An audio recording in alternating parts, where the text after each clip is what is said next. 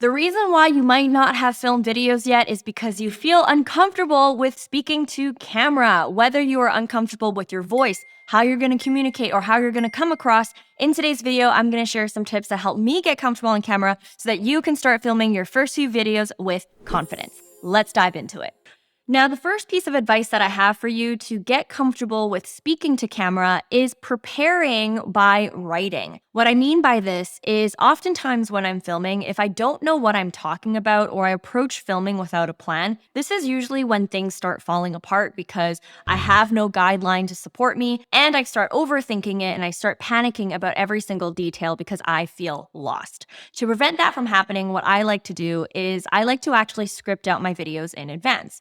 Now, on one spectrum, a lot of people like to script out their videos to the T. It's very detailed. It's basically word for word what they're going to say. I used to do that when I started because I was afraid of going off script and I was afraid of making a mistake and I wanted to feel safe. But over time, what I have realized is the best method that helps me the most is actually a bullet point method where it's not too loose, where I don't know what I'm saying at all, but it's also not too strict. So I actually can go with the flow while I'm filming. This eases my anxiety knowing that I have a guideline, but it also helps me create that space to do things on the fly so that I don't feel bad if I do go off script.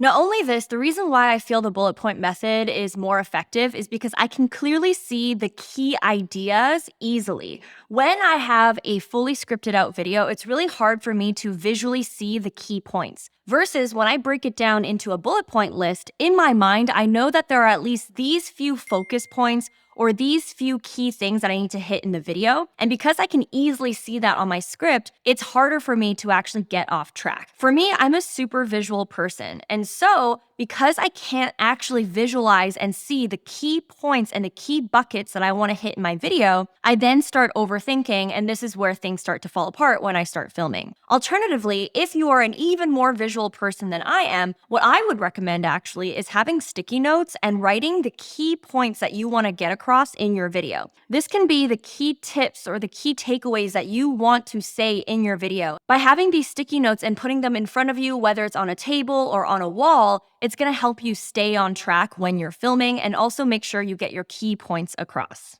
At the same time, while I believe the bullet point method is highly effective in terms of preparing to speak to camera, I also believe that you should spend the most of your time fleshing out the hook that you have for your video. This is the first 1 to 2 sentences that you're going to open the video with. When I script my videos, I'm very focused on nailing that hook and actually writing that out in full. And the reason why is because the first 15 to 30 seconds of your video is probably the most important thing that you want to nail. And so I'll spend a lot of time actually doing that. And to make you feel better about it, when I'm filming, the intro actually takes me the longest. Sometimes it might even take me 5 to 10 takes just to get the intro right. And this is coming from someone who has over 600,000 subscribers and have been doing this for years. And so if you are stumbling a lot in the first few sections of your video, I would like to say that that is normal. I actually make the most mistakes and I stumble a lot in the first section of the video. But as I get into the groove of it and as I get more comfortable by making those mistakes,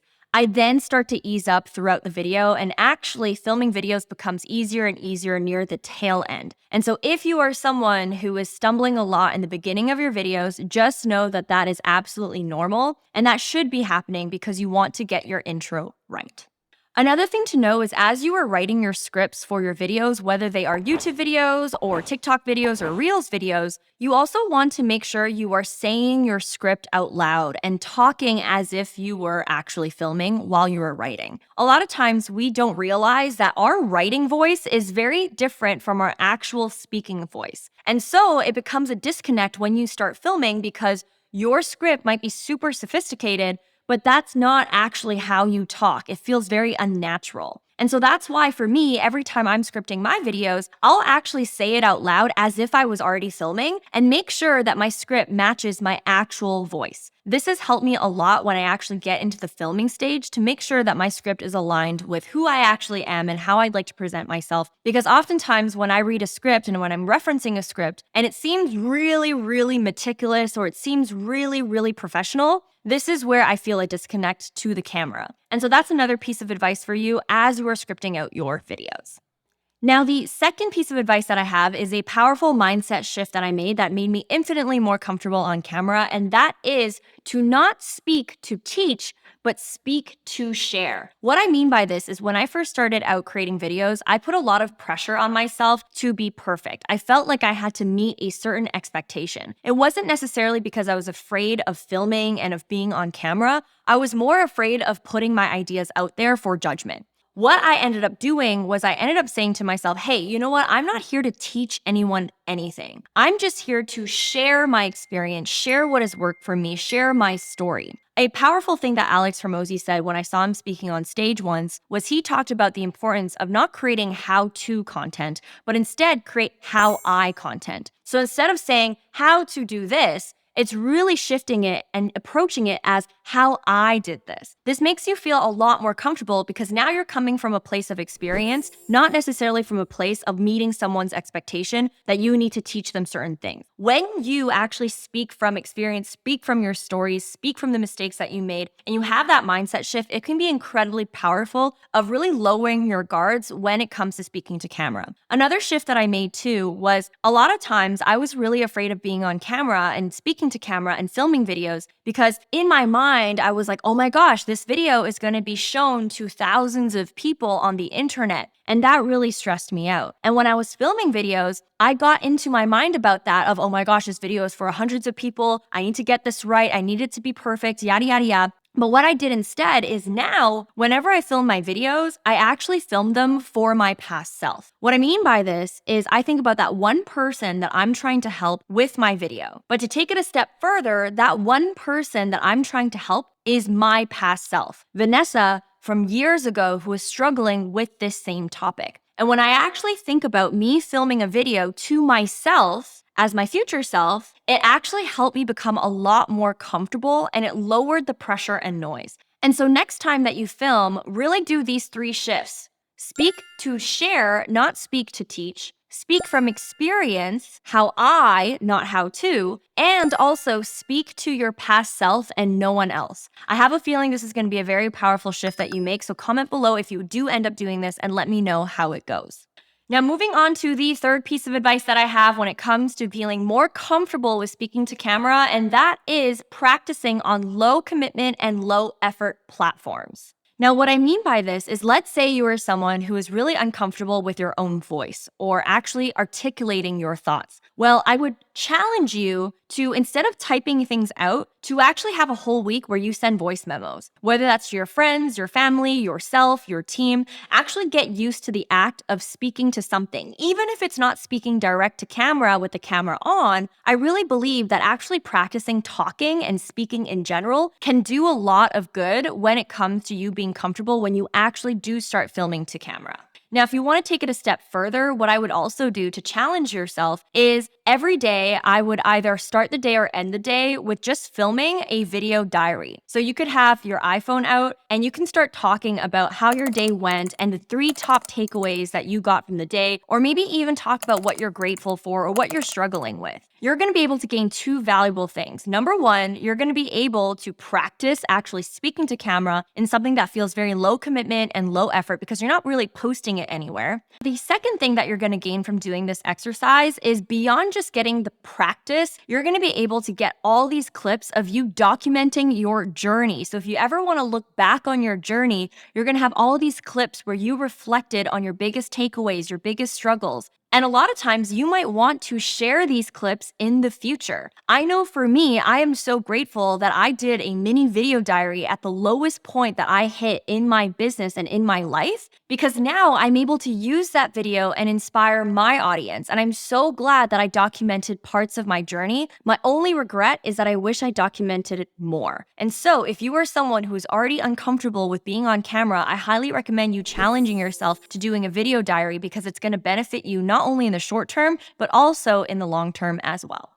Now, beyond practicing with voice memos and private video diaries, if you want to get your feet wet with filming to camera, specifically showing your face and publishing it, another idea that I have is to start filming TikToks or Instagram Reels, but with a twist. So what I'd like you to do is I'd like you to take any carousel post that you might have done or a quote post that you might have done and actually film an Instagram Reel or TikTok where you're showing your face like this reading off of the slides. This is a really great way for you to get introduced with speaking to camera, but also having the safety net of actually reading text out loud, because now you're not going to have that fear of going off base or not knowing what to say. And also a benefit of this is you actually get one extra piece of content that you're able to post on your socials. I've seen a few people do this on their Instagram and their TikToks, and I feel like it is a brilliant idea. So make sure you try this out so that you get introduced with the idea of filming to camera.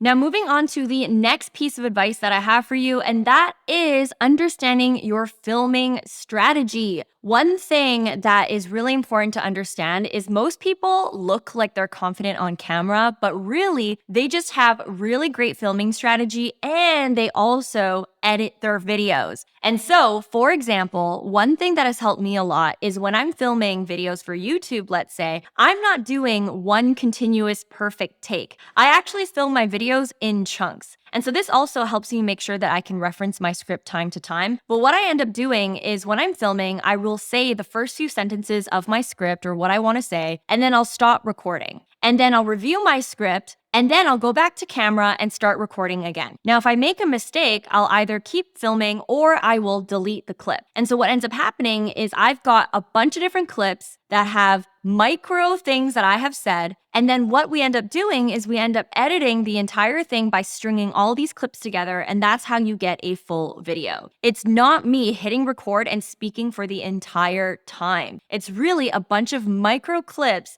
that I'm filming, and in between those clips, I'm referencing my slides, I'm getting a drink of water, I'm breathing, and then we're able to just edit all those together, and that's the final result that you see. And I think it's really important that you understand the videos that you're seeing on the internet are there because that person was proud enough of the video to post it, meaning they likely have made a ton of mistakes. They likely edited the crap out of that video, and you're not seeing the true behind the scenes of all of their mistakes.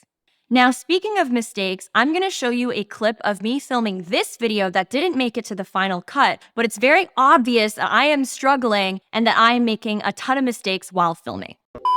A lot of us underestimate the power of editing when it comes to filming videos, and you have to trust the post-production process.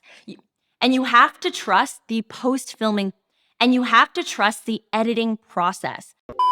As you can see from that clip, I make mistakes, I pause, but I still keep going. One of the things that's going to make you lose momentum is when you overthink and when you feel the need to restart all over again from the beginning just because you made one mistake. A lot of us underestimate the power of editing when it comes to filming videos, and you have to trust the editing process. As you can see, I make a lot of mistakes in my videos, but you will never see it on YouTube because people don't want to watch that. But it doesn't mean that they don't exist. And so one thing that I have trained my mind to do is to trust the editing process. And when I make a mistake, I pause and then I try to start it over again instead of feeling like I need to start from the beginning. Back then, when I was a perfectionist, if I made one little mistake in a clip, I would refilm the entire video all the way from the beginning, and this really was super inefficient. As I've gained more experience in filming and as I've trusted the editing process a lot more, now I'm not as rigid and I'm not as a perfectionist as I was before. And if I make a mistake and if I fumble, I just collect myself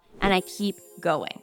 Speaking about the power of editing and trusting the editing process, the next advice that I have to share with you is fake it until you make it. Now, this might be controversial advice, but when I started filming my videos for YouTube, I was really insecure by how my voice sounded, and I felt like I was talking too slow. And so what I did for a lot of my videos, especially in the first year of my YouTube channel, I actually sped up my videos at like 5% extra or 10% extra. And so that's why I sound a lot more confident on camera than I actually did. It's really because I sped up my videos. Now, over time, as I got more comfortable with my own voice, I stopped speeding up my videos, and now my videos are at normal speed. So if you are struggling with that and you feel like you're talking too slow, give it a try. Try to increase the speed of your videos by maybe 5%, 7%, max 10%, and see whether or not you like the results of your videos being sped up slightly.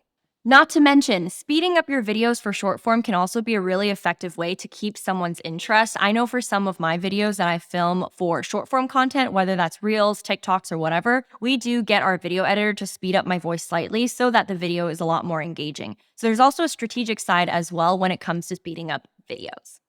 Now, moving on to my next piece of advice, and that is understanding talking to camera, filming in general is a skill. It is a muscle that you have to keep flexing. I know for me, even as someone who's been doing this for 4+ years, for me, if I don't film for a while and I get back on the horse, I make infinitely more mistakes. Versus if I were filming every single day, every single week, over time, I make less mistakes because I'm comfortable on camera. Now, again, this doesn't mean mistakes don't exist, but I just want to emphasize the fact that when you film more, you do get more comfortable. It's very similar to any skill that you want to practice, whether it is dancing, whether it is fitness, whether it is writing, singing, running, anything that you do. And so you have to treat filming like a skill, and you shouldn't beat yourself up over it if you don't get it perfect the first time, or if you haven't filmed in a long time and suddenly you're making all these mistakes to camera. Not only this, I also think it's important to put into perspective who you are comparing yourself to and what you are comparing yourself to. If you are someone who is comparing yourself to me and you're watching this video and you're like, dang it, I can't be confident like Vanessa, you have to realize that you're comparing your first draft, your first try, to my 200th video that I've done on this platform. And so my advice to you is whenever you want to compare yourself to other creators just to see how they're doing and what the benchmark is, my recommendation is to not look at their most recent videos and instead look at their earlier videos, look at their first few videos. That's gonna make you feel a whole lot better. And it's also gonna make you realize that everyone starts somewhere.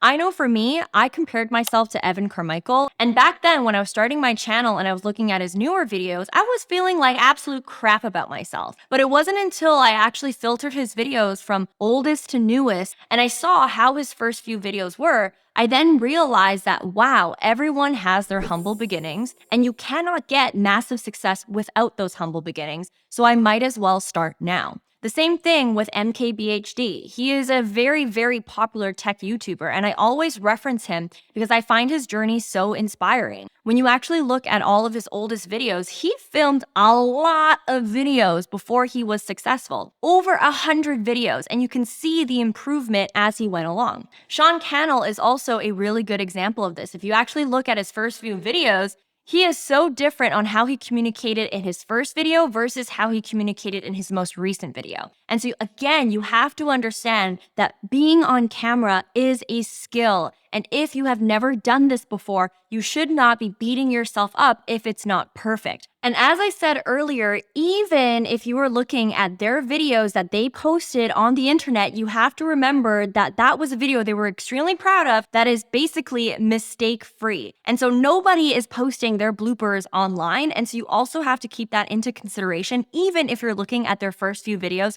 as well. Now, moving on to the next piece of advice that I have for you, and that is do not create time pressure for yourself when filming. What I mean by this is filming alone is a pretty stressful process, okay? You're gonna be making mistakes. You're gonna feel frustrated with yourself. You are going to forget your script, or there's gonna be other external conditions that frustrate you. Maybe someone who lives in your household is being way too loud. Maybe your pets are making a mess in the background, or maybe your camera's about to die. And so there's a lot of things that you can't control that end up happening while you're filming that creates a lot of stress. And when that happens, you get into your head and you start overthinking, and then that's when things start to fall apart. And that is inevitable. I have spent hours and hours filming videos, and the entire process was extremely grueling. And this is even after 4 years of experience. So know that it's going to happen. But what you can control is making sure that you're blocking off time in your entire calendar for that day to dedicate to filming. A mistake that I've always made when it comes to being a creator on video is I would always slot filming in like it was any other event. So I would slot it in during the days where I would have meetings, where I'd have to see my friends after work, where I would have dinner plans or whatever else. And so that meant that with that limited amount of time that I set for filming, if I don't get it right, then we don't have a video. Or I would feel very pressured to finish in a certain amount of time. And so now I've really changed my strategy where anytime I need to film,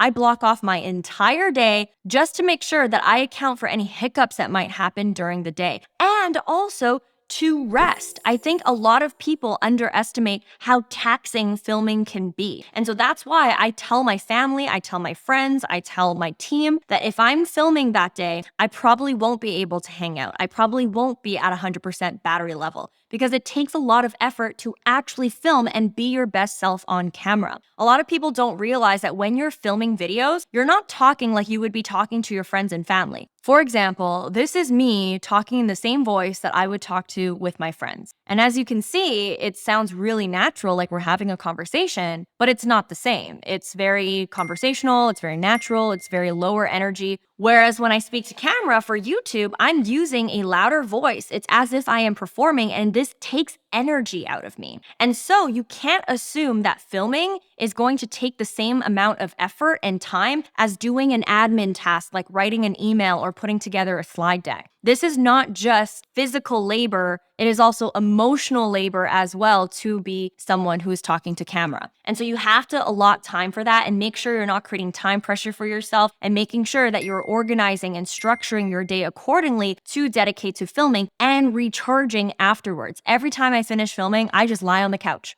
I can't do anything else after filming because it takes a lot of my energy. And so I want you to know this as a creator to another creator of what to expect when you start filming videos, and to not feel guilty or feel shameful if you feel more tired than usual and you question why you can't finish everything else that's on your list. It's because it's not natural and it's not normal. And you want to be able to regulate your energy, especially if you're going to be filming on camera.